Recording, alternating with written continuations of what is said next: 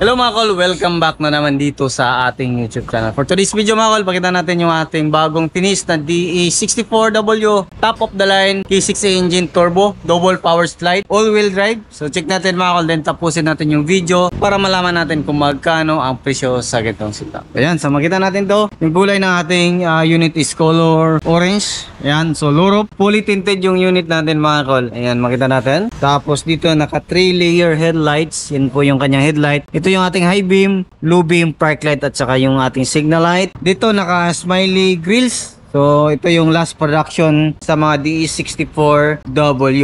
Makita din natin dito mga kol, meron tayong Suzuki emblem. Then dito makita natin meron tayong steel bumper, complete LTO registered, direct na sa ating customer. So makita din natin dito mga kol sa gilid, naka fender. So, fiber. Makita din natin dito naka 13 inches brand new mags and brand new tire. Yung sukat is 165 by 65 R13. Makita din natin dito mga kol naka fully undercoat yung ating unit. So, lifted ng 2 inches para mas mataas yung ground clearance compare sa stock na height mga kol.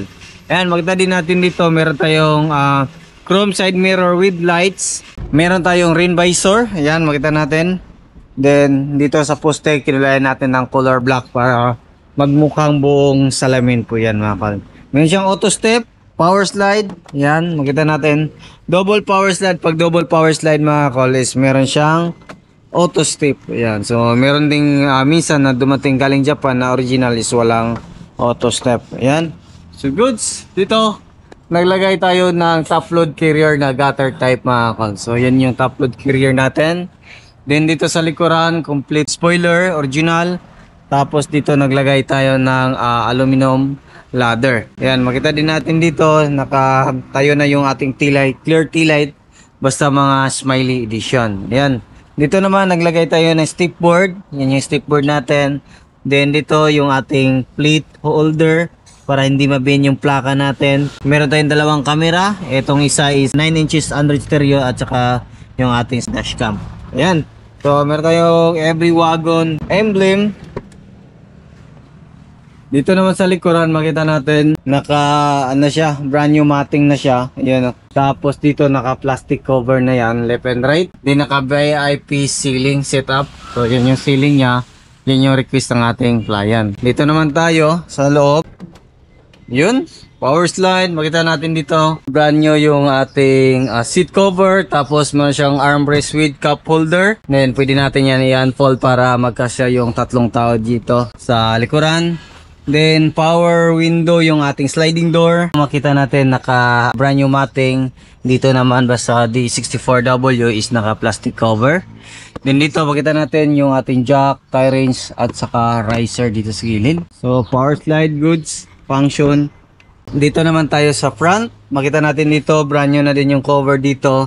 Din dito main power window switch natin, auto fold na yung side mirror natin and retract. Then ito naman yung ating power window sa harap, din ito yung sa likuran. So, check natin yung ating window. So, check natin. Goods.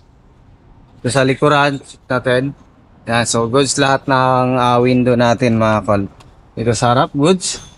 So, dito naman makita natin sa front seat is meron siyang headrest, armrest, meron siyang cup holder, meron siyang extra lagayan dito. Ayan, makita din natin dito, original yung ating steering wheel. Tapos meron tayong digital temperature gauge, 9 inches Android touchscreen stereo with reverse camera, dashcam, 4-speed automatic transmission, all-wheel drive. Dito yung ating power slide switch on and off. On pag nakababa, off sa nakataas. Pag off is pwede natin yan manual sliding. Ayan, so auto step nakalabas. Pwede din natin i-off yung ating auto step. Ayan, makita din natin dito pag switch. Then on natin yung power slide, long press lang natin. Goods. Gana siya lahat. Magkabilaan. Yan, goods. On natin yung ating auto step. Close natin.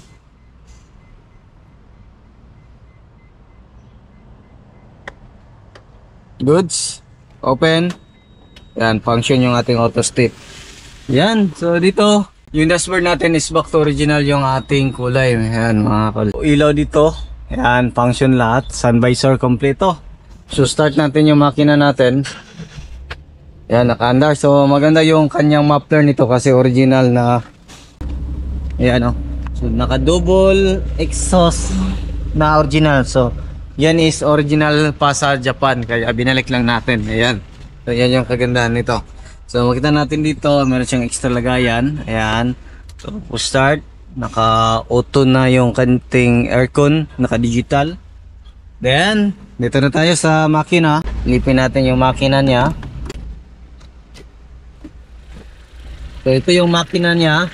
Yung makina natin is a T6E engine, 660cc, 64 horsepower, 4-speed automatic transmission. Naka-turbo yan, naka-timing chain, 12 volt, naka-injector. Ito yung injector natin sa 2-3. Spark plug natin at saka ignition coil nandito sa ilalim. Ito yung turbo natin. PCB, din dito tayo mag-refill ng ating engine oil. So check naman natin sa kabilang side. Dito, makita natin dito yung ating gas tank opener. Goods. Ayan. Dito yung ating intake manifold, aluminum, throttle body. Then makita natin dito yung ating TPS, map sensor, then yung ating accelerator. Yan, dito yung ating IECB. Then dito makita natin yung ating alternator, aircon compressor, gauge sa ating engine oil. Ayan, fully synthetic yung gamit natin na oil.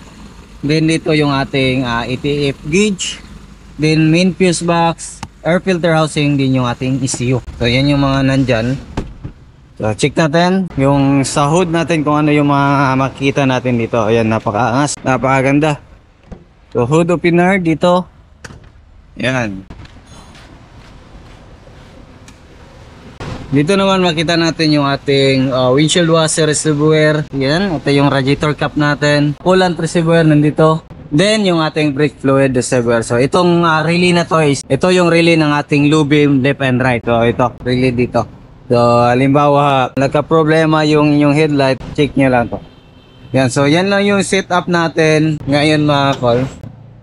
So yung presyo nito mga call is umabot siya ng 396,000. Pero yung basic setup nito is nasa 330,000. All in na yan, running condition mga call. So ito lang is meron tayong mga upgrades na pinadagdag sa ating customer. So yan yung ginawa natin, kaya umabot siya ng 396,000. So hindi nakakalaan, mag-accept din tayo ng heavy FMS, lift up ng mga minivan dito sa shop natin. Heavy FMS, kahit anong sasakyan, 4 wheels, diesel, pwede tayo dito. Yan lang siguro yung ating vlog for today. Maraming salamat sa inyong patuloy na pagsubaybay. Sa bago lang sa ating channel, don't forget to like, share, and subscribe. Then click na rin yung notification bell para updated kayo sa ating next video uploads kagaya ito.